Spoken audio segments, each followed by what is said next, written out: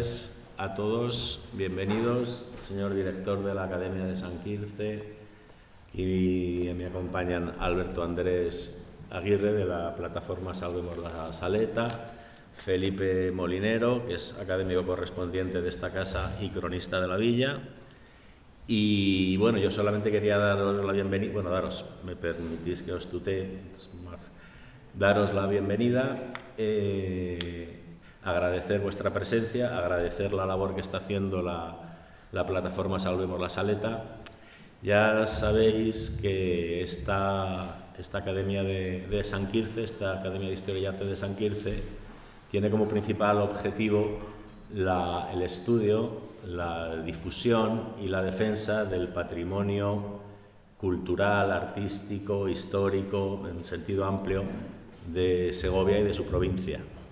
Entonces, un acto como este pues no es más que un acto más en este sentido, porque estamos hablando de un edificio que tiene un significado y un valor de alta envergadura en cuanto al patrimonio histórico, artístico, arquitectónico, cultural, aparte del sentimental que todo patrimonio tiene, ¿no?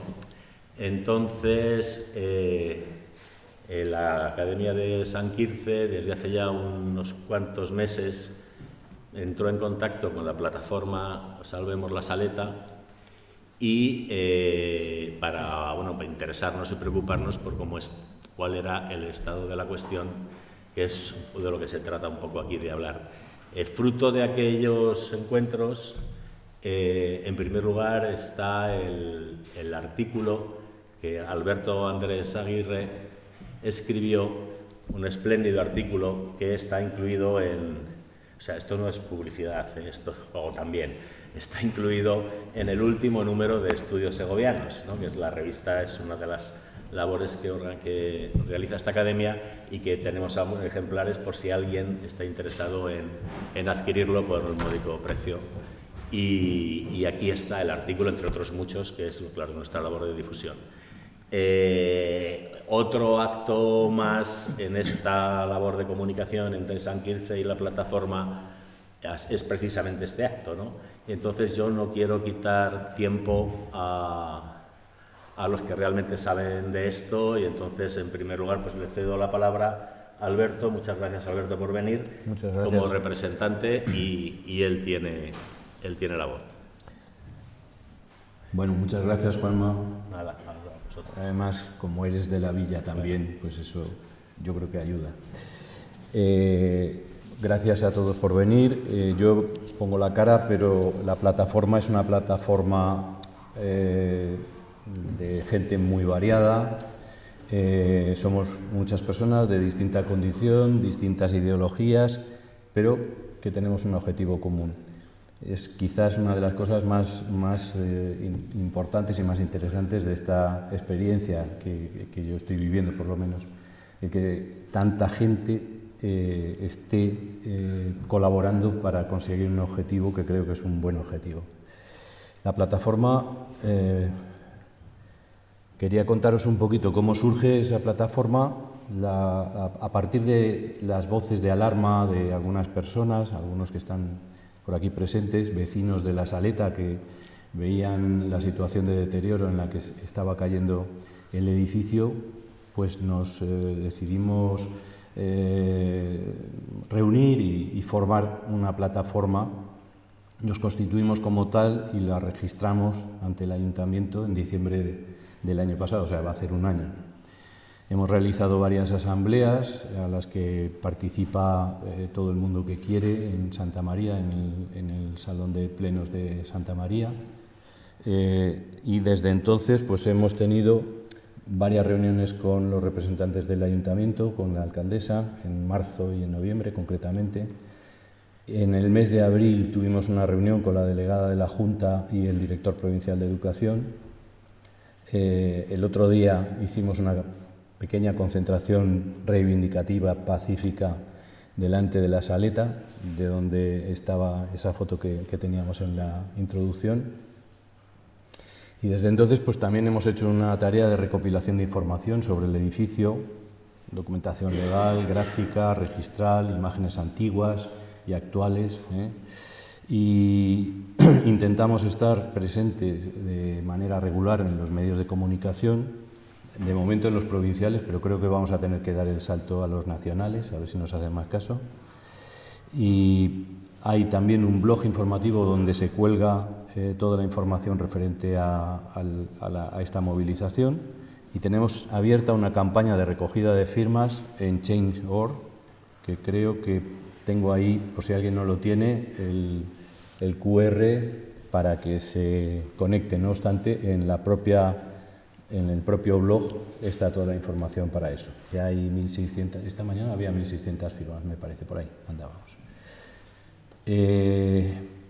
Bueno, como decía Juanma, esto es un poco lo referente a la plataforma, que como os digo, pues yo pongo la cara hoy aquí, pero somos muchas personas las que estamos implicados en ella.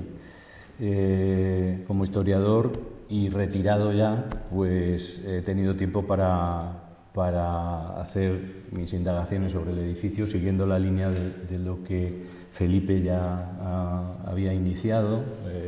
Él tiene varios artículos donde se menciona el edificio de La Saleta, tanto en la prensa como en la propia revista de estudios segovianos. La idea era precisamente poner en valor este edificio, y así se titulaba el artículo, un edificio emblemático en Santa María Real de Nieva, ¿no? El Colegio de los Frailes, a que por cierto se ha comido la primera parte. Bueno, el Colegio de los Frailes, debería de poner ahí encima.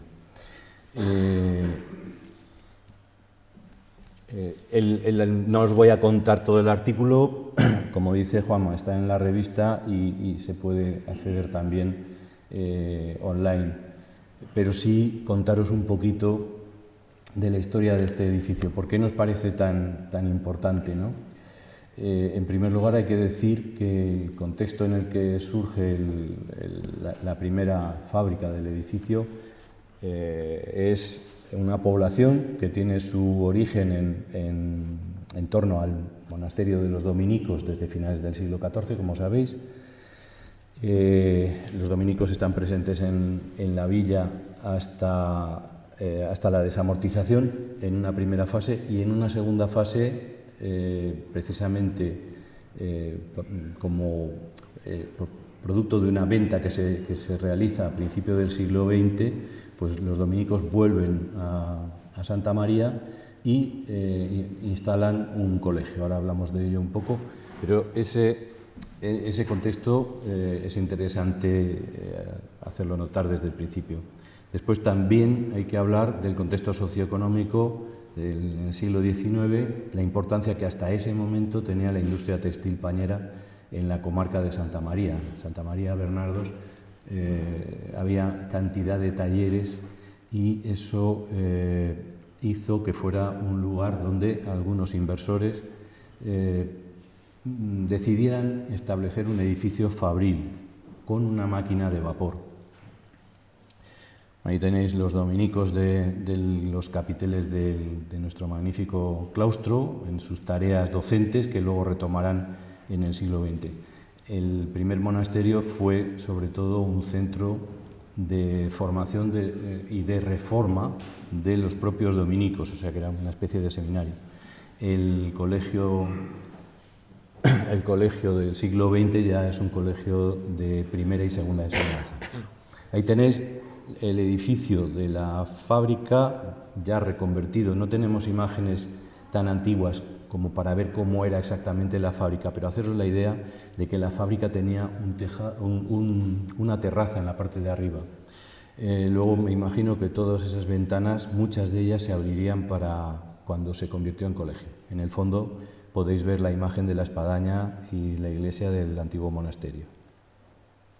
Ahí tenéis un poco el eje cronológico para que nos situemos en lo que os estaba diciendo, ¿no? Desde la construcción de la fábrica en torno a 1850, su traslado a Segovia entre 1888 y 1900, cuando ya no es viable económicamente porque Santa María no tiene río, no tiene agua, yo creo que es incapaz de competir con los precios de los productos de la industria catalana y de otros sitios donde es más fácil y más barato fabricar, ¿no? Entonces, en 1900, seguramente porque los propietarios de la fábrica estaban endeudados con el obispado, se lo vendieron en unas buenas condiciones al obispado.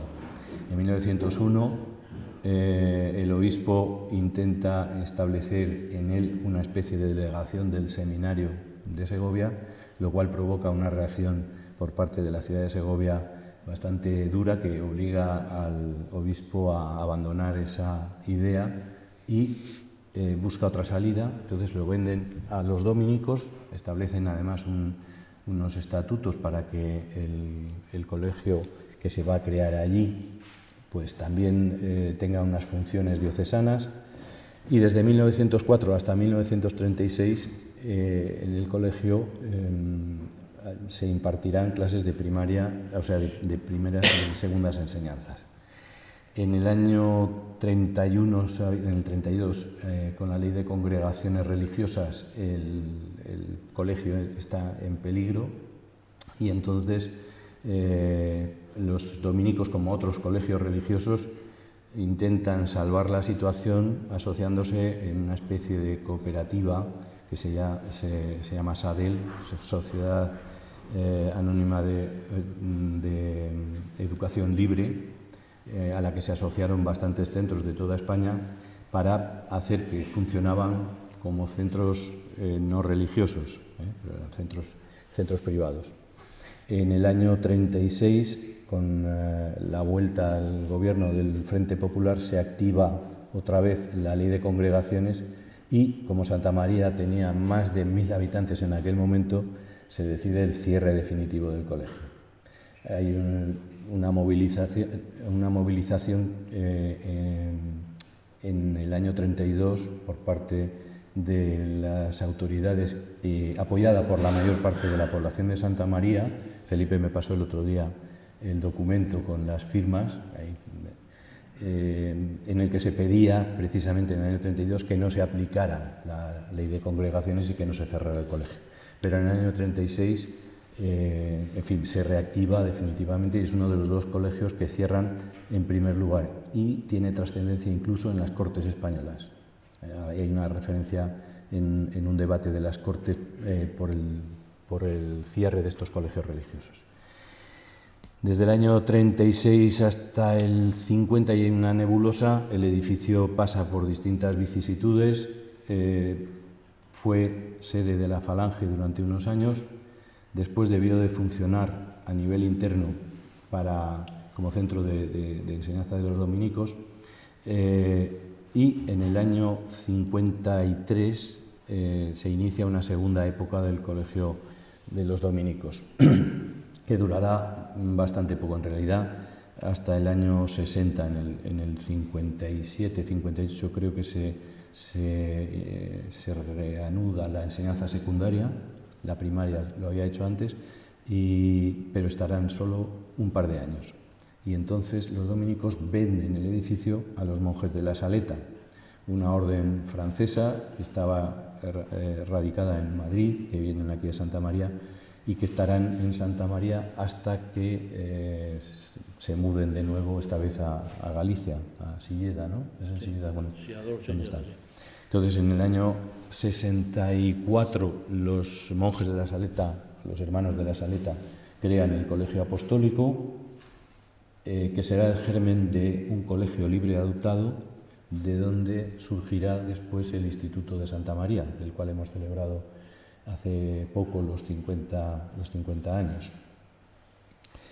El colegio dejará, por tanto, de dar clase a niños, y los niños, cuando se desplazan al actual instituto, en el cual también podrían participar las mujeres, pues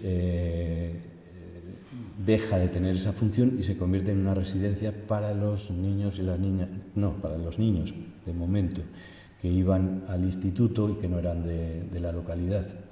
De ahí pasará a ser una escuela-hogar, es una fórmula que se establece en los años, bueno, no sé si antes de los 60 ya existía alguna, pero en los años 60 van a proliferar, que eran una fórmula para atender a niños y jóvenes de zonas rurales donde no había demasiada población, para que fueran a vivir a un sitio que sí tenía centro de enseñanza. La residencia o la escuela hogar será una escuela hogar al principio regentada por los monjes de la Saleta, después pasará a ser oficial del MEC. En el año 78 los monjes de la Saleta se lo venden al ministerio. A partir del 97, del 99 se produce el traspaso a la Junta de Castilla, a la Consejería de Educación de la Junta, y seguirá siendo una escuela hogar para niños de toda la comunidad de Castilla y León hasta el 2019, en el que, por falta de niños, la proliferación de centros por toda la zona, pues hace que ya no sea tan necesario que existan estas escuelas hogares, y en el 2019 se cierran las puertas de la Saleta definitivamente. Y lo que voy a hacer ahora es sencillamente pasaros una serie de imágenes que explican un poquito en detalle todo esto que os acabo de contar, pero os pediría que si alguien quiere hacer alguna aportación o tiene alguna pregunta, que la haga, que sin ningún problema la intentaremos contestar, si os parece bien, así lo hacemos más o menos. Os decía que la fábrica de paños, que es como es la primera vida del edificio, parte de esos antecedentes manufactureros de la calle Santiago, donde estaba radicado el edificio, que era un barrio fundamentalmente de talleres textiles y de cuero. En esa fábrica se instala la maquinaria a vapor de Hipólito Mompín hasta el declive industrial, y los Mompín se trasladan aquí a los lavaderos, al lado, en la salida de la Fuencisla, antes del puente, entre el molino de los señores y el puente, hay esa zona, se llama Los Lavaderos, y en esa parte levantaron la fábrica y suponemos que parte de la maquinaria la trasladarían allí. Tenemos la referencia, una referencia interesante puede ser que Carlos Martín, el editor famoso, el creador del himno de Segovia, que nació en Santa María de Neva porque sus padres trabajaban ahí, pues desde su tierna infancia la pasó ya aquí en Segovia, porque sus padres se desplazaron a finales del siglo XIX aquí a Segovia. O sea, más o menos eso nos indica la fecha en la que dejó de estar activa la fábrica. Y tenéis un dibujo manuscrito que apareció en la revista que publicaron los dominicos en la segunda fase, en los años 50, donde podéis ver el edificio con la antigua chimenea de la fábrica de vapor.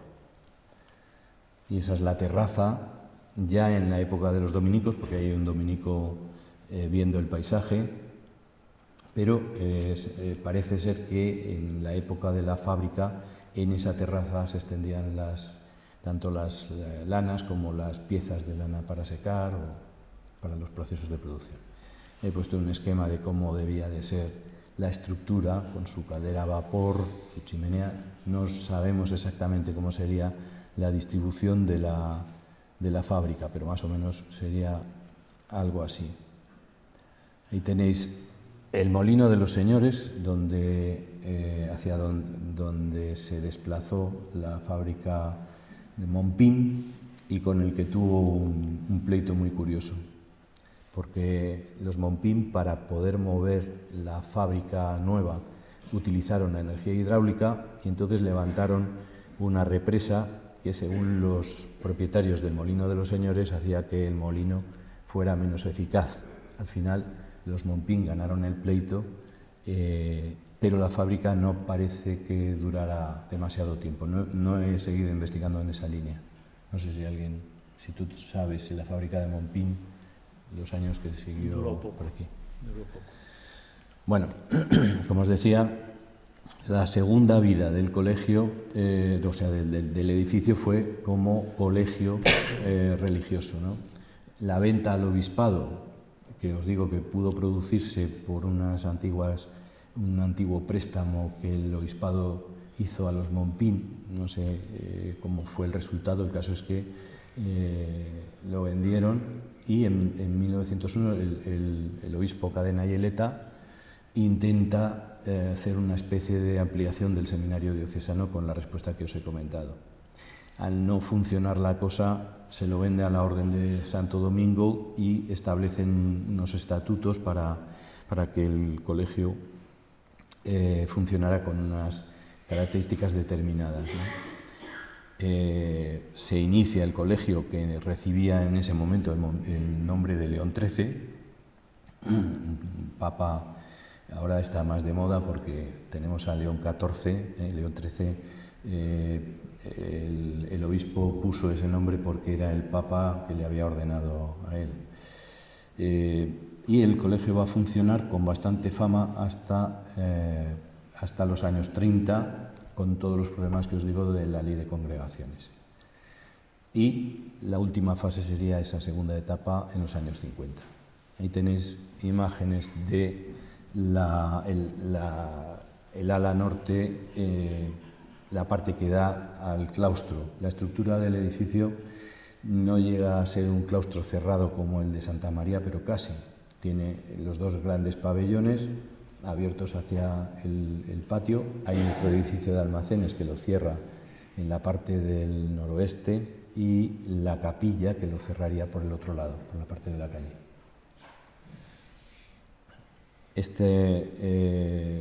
Esta otra fotografía tan deteriorada viene de uno de los programas del colegio en la época de los dominicos. Y ahí tenéis las dos imágenes de la fachada principal de la entrada por la calle Mayor, calle, por cierto, obispo Cadena y Eleta en sus días, en su tiempo. Fijaros que en el edificio, en la foto de la izquierda, todavía se ve restos de lo que fue la terraza o otro tipo de tejado. Posteriormente se amplió con un nuevo piso, así que este pabellón tenía 2 pisos y una buhardilla, y en la actualidad pues tiene planta baja y 3 pisos. Esta es otra vista desde el ángulo que hacen las dos grandes naves. En la de la derecha bueno, pues es la nave principal. Ahí tenéis una imagen, no creo que sea de aquí de Santa María, pero podría ser, con esa galería de cristales que tenía hacia el patio. Las salas de clase. Yo contaba antes, me asusté porque pensé que los pupitres eran dobles, pero creo que son individuales, menos mal, porque si no me salían más de 100 alumnos. Y eso yo creo que ni en aquella época se podría llevar. Imágenes de la enseñanza de los dominicos. El gabinete de ciencias era un gabinete con cantidad de animales disecados, rocas. Me imagino que gran parte de esta colección habrá ido a parar a Santo Tomás de Ávila. De Ávila, sí. Se utilizaban también como laboratorio. Esto es todavía de la fase de los dominicos. Una de las salas de recepción o de visitas. Tenéis una imagen de lo que es la galería que da al claustro, vámonos, a ese patio más que claustro, porque no está cerrado. Esta es la sala de dibujo con los estudiantes de pie, las mesas para dibujar de pie. Muy curioso porque son atriles parecidos a los que se debían de usar en el antiguo monasterio, altos. Tenéis ahí los bustos arriba para hacer dibujos al natural. En la parte de la izquierda tenéis la sala de los dormitorios, separados por cortinas. A la derecha la capilla, que hoy no está así porque parte de la fachada, lamentablemente, se cayó recientemente. y arriba de la fachada la campana que el pueblo regaló a los dominicos cuando se creó el colegio. El interior de la capilla y los patios de fuera, en ese espacio amplio que tiene el colegio, pues había un campo de fútbol, un enorme frontón que fue derribado para hacer el pabellón de deportes en los años 80, ¿no? 80, 90. Bueno, unas ilustraciones de Manolo Camarero referentes a la disciplina del colegio. Algunos anuncios, este es de la época primera, se otorgan plazas de pensionistas, admite alumnos internos y externos de primera y segunda enseñanza en las condiciones más económicas. En los estatutos establece también que hay gratuidad para un número determinado de alumnos que no dispongan de medios económicos. Y estos son muy curiosos también. Estos ya son de la época de los años 30, ¿no? La pensión de 675 pesetas al año. En el de abajo, fijaros que sigue siendo Colegio Sadel, de esa sociedad que os decía, pero ya recibe el nombre de Cristóbal Colón, que lo va a mantener en la segunda fase. Dice, fundado hace 35 años por los padres dominicos, el centro de enseñanza más sano y económico de España. Más imágenes del patio.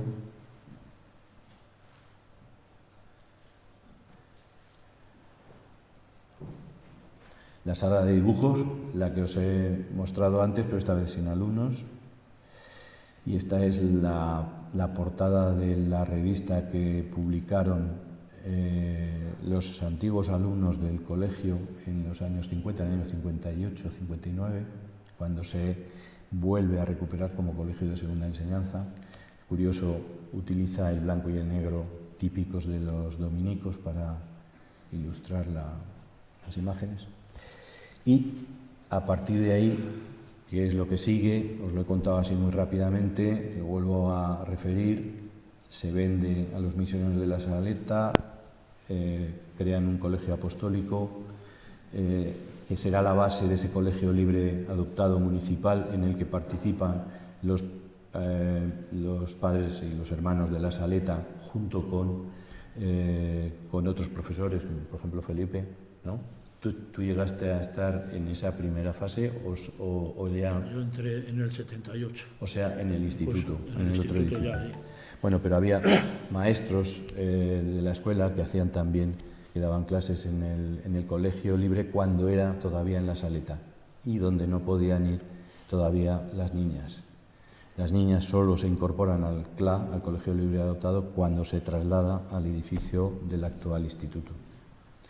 En ese momento el colegio se transforma en residencia de estudiantes, que luego será escuela concertada, escuela hogar del MEC y escuela hogar de la Junta de Castilla y León, que es como terminó sus días. Ahí tenéis el emblema de la Saleta, que todavía está en la fachada principal. A ver si en esta, no sé si... Ah, no, en esta no. Era una imagen que ilustraba ya el estado del edificio cuando se vende a la Saleta. Fijaros que hayan desaparecido las terrazas, están las cubiertas, los tejados de las dos naves.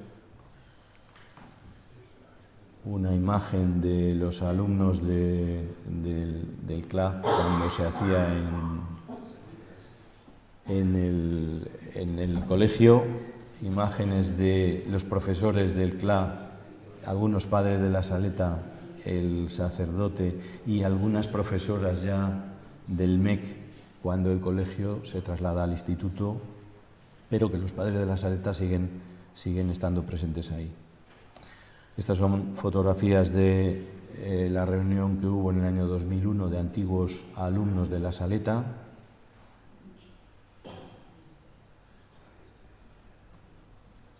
Y ahí ya podéis ver el anagrama de la Junta de Castilla cuando la Saleta ha pasado a ser de la Junta. En el 2019, como os digo, el edificio cierra sus puertas, se sigue realizando alguna actividad, pero muy puntual. El edificio en aquel momento se encontraba en perfecto estado, había varios apartamentos para profesores, las salas de estudio estaban activas, la biblioteca, en fin, estaba en perfecto orden de revista. No sabemos cuál es el estado actual. Al parecer ha sido bastante desmantelado.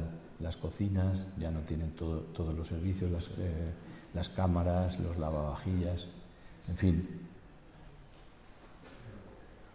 Esta es la situación actual. Fijaros en los detalles, ese trozo de la fachada que, como os digo, se derrumbó y las heridas que empiezan a verse en la fachada principal, en lo que son los dinteles de las ventanas, etc. Y los daños que hay en el tejado, esas tejas desplazadas que si se arreglan ahora pues podemos parar el deterioro del tejado, pero si no la cosa irá a más. Ahí podéis ver en detalle alguna deficiencia más estructural y no queremos que sea una ruina más. Tenéis ahí el caso de la estación de Ortigosa. No queremos que sea una ruina más.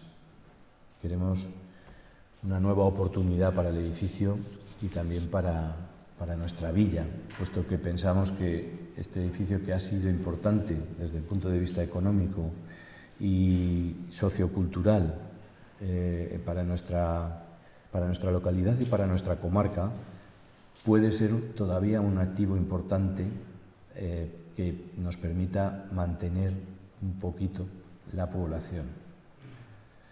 Y no sé, hasta aquí mi charla. No sé si tenéis alguna pregunta o algún comentario que hacer.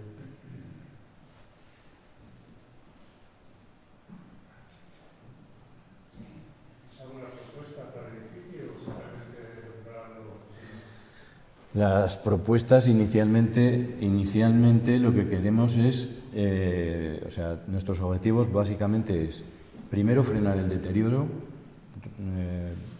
evitar que los daños que ya tiene vayan a más, que se reparen los tejados, que se reparen esas deficiencias que, si no se reparan, acabarán hundiendo los tejados, y a partir de ahí ya el edificio no tendrá ningún sentido. Y luego sí que hemos estado buscando y hemos lanzado por ahí cables a ver, y de momento parece que hay inversores que están interesados en atender, en hacerse cargo del edificio, pero hasta ahora la Junta ni siquiera les ha permitido entrar a ver el edificio. Estamos hablando desde el mes de abril. Precisamente en la reunión de abril se comprometieron a hacer esos arreglos que no parecían demasiado costosos antes de que llegaran las lluvias. Nosotros pensábamos que lo harían antes del verano, que es cuando la Junta puede hacer las cosas sin interferir en los horarios escolares. Llegó el verano y ahí no se había hecho nada. En verano se arreglan sobre todo los colegios, las escuelas, los institutos. Bueno, vamos a ver, en septiembre empiezan las clases, pues en septiembre o en octubre a ver si ya hacen algo. No se ha hecho nada y entonces nos hemos vuelto a movilizar. Nos pidieron que mantuviéramos un nivel bajo desde entonces y eso hemos hecho, pero ha llegado el momento de levantar la voz, como digo. Entonces, nuestra idea es seguir insistiendo.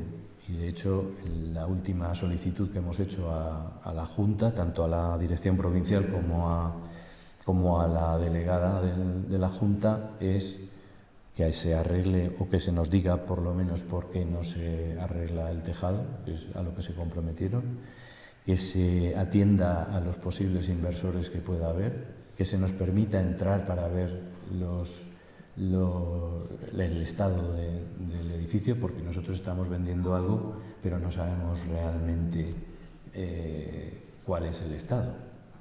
Y de momento eso es lo que queremos. Los inversores, no sé si alguien sabe algo más o quiere decir algo más. Hemos puesto algún anuncio, medio en broma, medio en serio, buscando eso, inversores. que se quieran hacer cargo del edificio.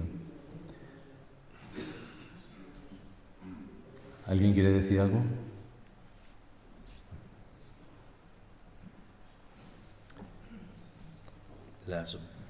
Dime.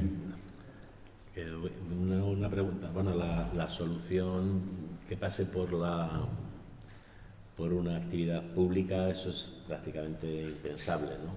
O sea, Claro, lo primero que les dijimos a la delegación a la dirección provincial es si tenían algún plan para el centro, y nos dijeron que ellos no tenían ningún plan.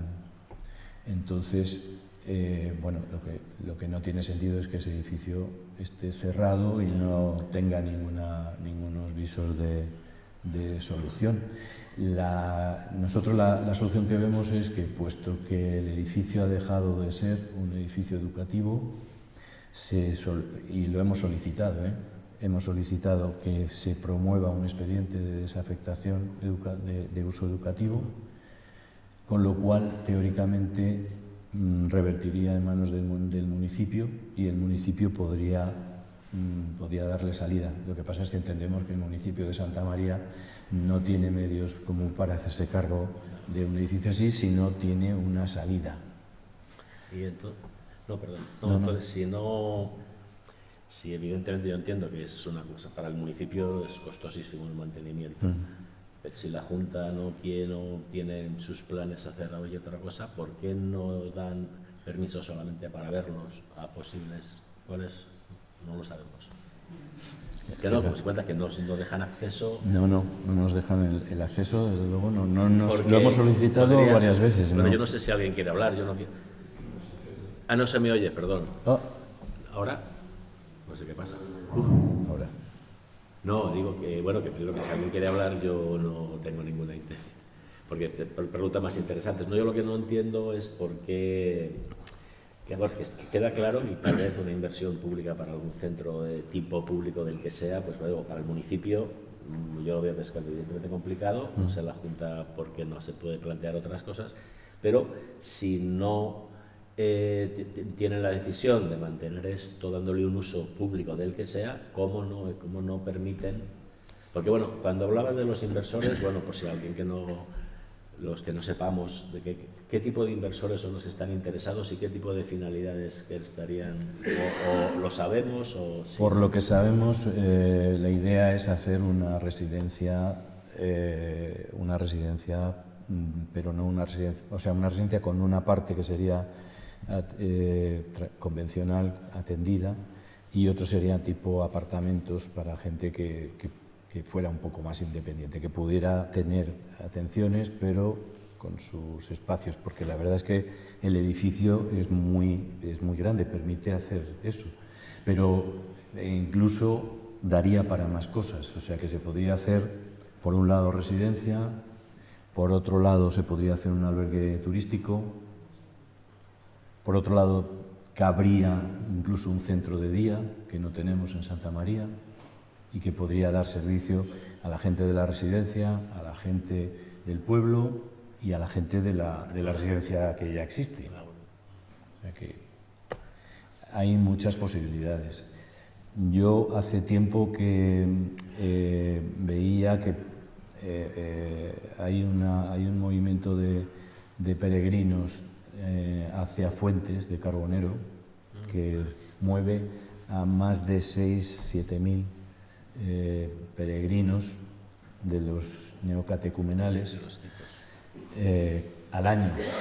En fines de semana, pues 50, 100, 150 personas que tienen que desplazarse hasta Cuéllar desde Carbonero porque no hay en la zona donde atenderles. En fin, yo me puse en contacto con ellos por si los kikos quisieran invertir y comprar la saleta, pero ellos dicen que no compran. Entonces, pero sí podrían estar interesados en que eso funcionara. Eso.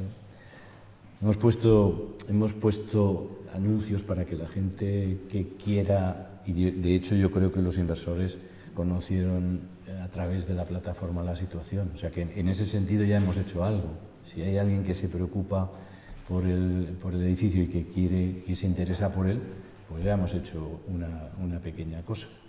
Si conseguimos que la administración no deje que se deteriore más, pues ese es el objetivo. El más modesto. El otro es el primero, ¿no? Ese es el primero. El otro, a medio y a largo plazo, es que el edificio revierta en un bien para el pueblo. Sí, porque si no sería posponer el deterioro. Efectivamente, o sea, con poner las tejas hoy no hacemos más que frenar el deterioro de hoy, pero lo que buscamos es que deje de ser un edificio en declive y que empiece a ser otra vez un activo. No sé si se me oye desde aquí. Sí, pero te damos... El micrófono. Vale. Andrés, no te he querido comprometer, pero... Por eso he dejado que habláramos. Vale. Pero bueno, para mí, porque la cuestión no soy millonario. Acércatelo más. No soy millonario, no soy inversor. Represento a un grupo de gente que está moviendo temas de confort sísmico, de co-living, vamos a acabar todo en residencias de ancianos, algo parecido en apartamentos. Entonces, apareció la saleta, de alguna manera, a mí también algo personal, porque mi familia es de la mala función, y era un edificio que era una maravilla al principio. Contactamos con la asociación, tuvimos una reunión que estuvieron allí, y se dieron los primeros pasos, pues, interesantes. Hablamos con la Junta, hablamos con la delegada, hablamos con el secretario, ¿no? Y en principio, es cierto que en Segovia sí que hemos tenido bastante apoyo de educación de la Junta. Nos proporcionaron los planos de concepto de la saleta que no tenían, y bueno, parecía que lo mandaron a Valladolid, y a partir de que se mandara a Valladolid, pues ya han pasado 5 meses que no hemos conseguido que se dé ningún paso. El paso que habría que dar de alguna manera para que nosotros podamos ofertar algo a alguien es saber en qué condiciones está para ofertarlo y realmente qué pide la Junta por ello, o qué quiere, cómo lo quieren enajenar o qué quiere disponer. La Junta, en principio, si no estoy equivocado, quiere cedérselo al municipio, que quiere de alguna manera quitarse el cuerpo. Pero el municipio no tiene capacidad económica para asumirlo y mantenerlo. Entonces hemos entrado, y aparte de que no nos han contestado tampoco, aunque la última reunión sí que os han contestado, y parece que va a haber una visita menos haber estado, y esto ha sido la semana pasada, de alguna manera que den la posibilidad de que, o al menos condicionado, que el ayuntamiento lo asumiera en el caso de que alguien, si estuviera dispuesto a hacer la inversión para convertirlo en lo que más o menos ahora juntaré, pero claro, no se da ningún paso. La Junta no dice nada, el ayuntamiento, creo que lógico, dice, yo eso no puedo hacerme con ello y mantenerlo por los ingresos de este municipio. Si no tengo a alguien que sí que tenga interés, y nosotros no sabemos en qué condiciones ni se vende, ni una cesión, y ahí estamos bloqueados. En el tema de qué hacer con ellos, pues, abierto a cualquier tipo de sugerencia, porque el problema que tiene más grande es que tienen 6.000 metros cuadrados construidos. Pero 6.000 metros cuadrados no son para hacer una residencia, no supera todo. Entonces, un poco jugar, pues bueno, Santa María de Nieva está a 20 minutos de Segovia, pero también está a 20 minutos de Tenda de Cuellar, de Navafunción, de Arévalo, y toda la zona arqueológica. Crear un polo donde hay una parte que se destinada a la gente que va a acabar o va a buscarse vivir tranquilo en unas condiciones agradables, pero por otra parte también el tema turístico, que está totalmente saturado en Segovia y tampoco sería muy problema. Me alojo en Santa María de Nieva, voy a Cuellar, a Coca, a Arévalo, a hasta Segovia, y en un sitio que es una maravilla y con un precio más económico. Los chicos, los del cuello que ha comentado Bruno, ahí están también, o sea, es que son muchos y sería otra clientela más. Está en pleno camino de Santiago también.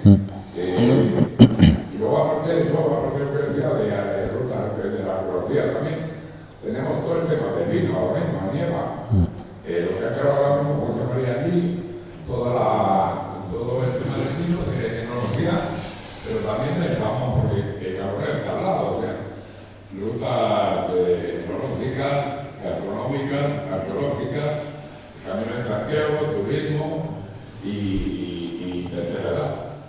Pero claro, llevamos ya desde abril que nos conocimos, que iniciamos esto, que no hemos conseguido pasar más allá de establecer relaciones, mandar escritos, solicitar que nos digan condiciones y que nos aporte el plano y que siquiera hemos conseguido entrar a ver cómo está por dentro verdaderamente. Si yo difícilmente puedo ofrecer algo a alguien que está interesado en la residencia esta de apartamento, difícilmente puedo ofrecer nada a alguien que en principio estaba interesado, pero no me puede decir ni cuánto cuesta, ni si lo cede, ni cómo está. Entonces, ese es el punto que está ahora mismo. Sí, por eso nos hemos reactivado ahora para apretar y a ver si se mueven las cosas. En principio,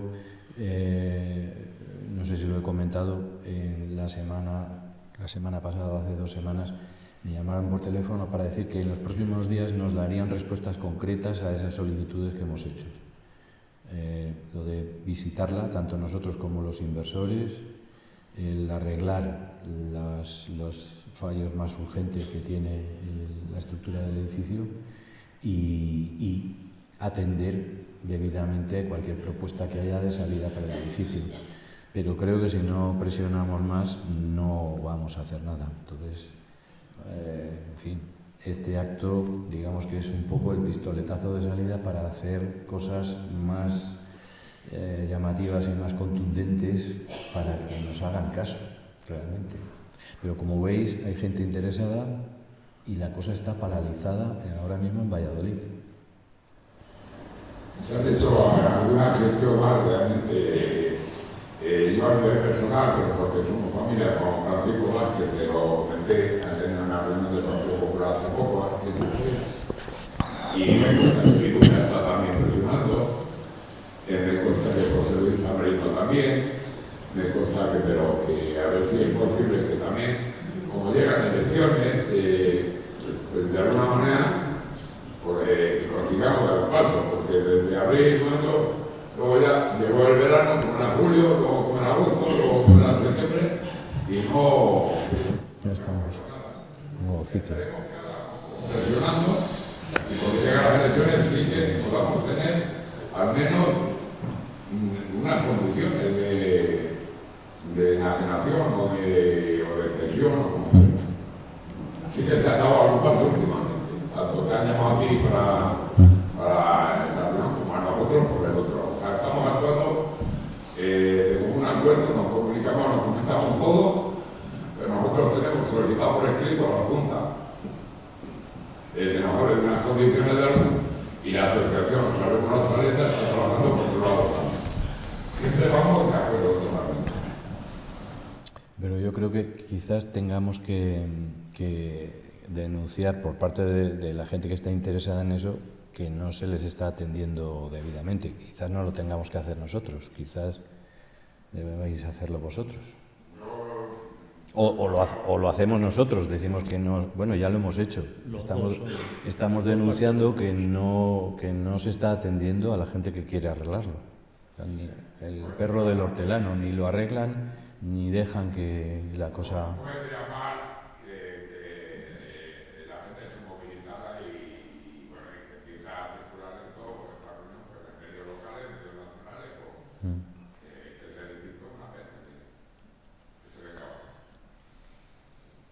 No sé si alguien más quiere... Bueno, ya habéis visto que intereses hay por sacarlo adelante, pero que no está parada la cosa. Lo que pasa es que la gente que tiene interés en invertir en algo se cansa también. Ya. Se cansa porque estamos viendo cosas en febrero, estamos viendo cosas en las granjas, estamos claro. Al final se va quedando difuminando y si no, siendo una enseñanza, pues acabamos perdiendo la ocasión, también nos es todo desarrollar. No sé si alguien más quiere intervenir o... Ponemos el vídeo final, un vídeo que ha hecho José Carlos es un pequeño resumen un poco de todo esto con imágenes de dron. Os lo pongo, lo colgaremos también en el blog y en el canal YouTube, ¿verdad?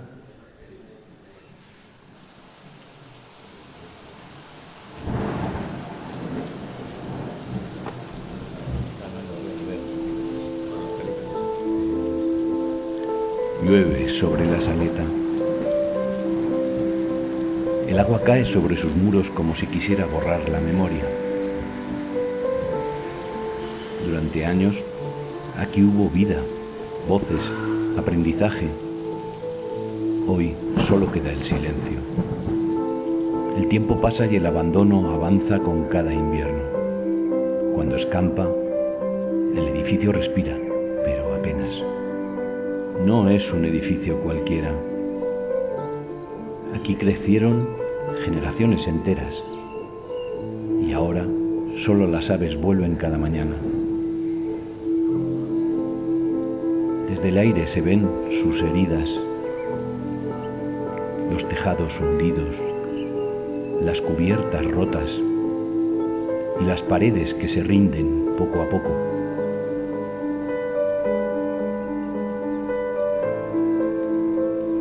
Cada gota que cae es un recordatorio de lo que aún no se ha hecho.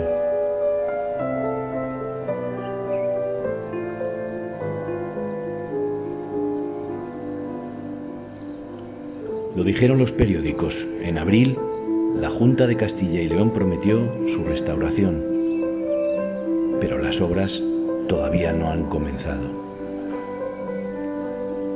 No pedimos promesas, pedimos hechos, porque el patrimonio no se conserva con palabras, sino con compromiso. Y ese compromiso empieza aquí, en quienes aún creemos que puede salvarse. Salvemos la Saleta.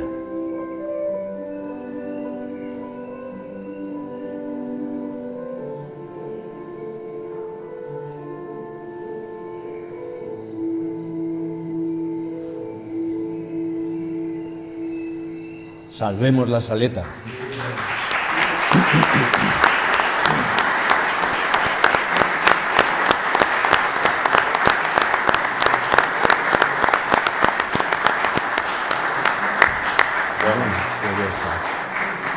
Bueno, pues muchísimas gracias a la plataforma, a todos por venir, a José Carlos por el vídeo, a Alberto y a todos los componentes de la plataforma por su labor, y a ver si entre unos, otros, si entre la plataforma, posibles inversores, a ver si una acción coordinada se consigue salvar la Saleta, ¿no? Pues nada, que muchas gracias a todos y ánimo.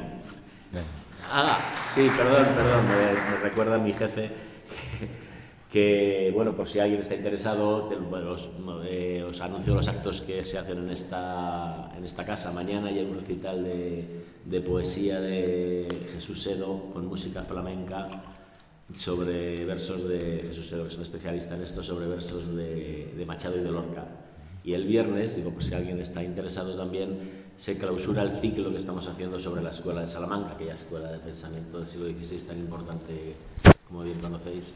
Creo con la presencia de Pedro Calafate, que es uno de los, quizá el mayor especialista internacional, es un portugués. Bueno, simplemente que sepáis cuáles son nuestras próximas acciones en esta casa, ¿vale? Pero bueno, ánimo y muchas gracias. Muchas gracias a vosotros.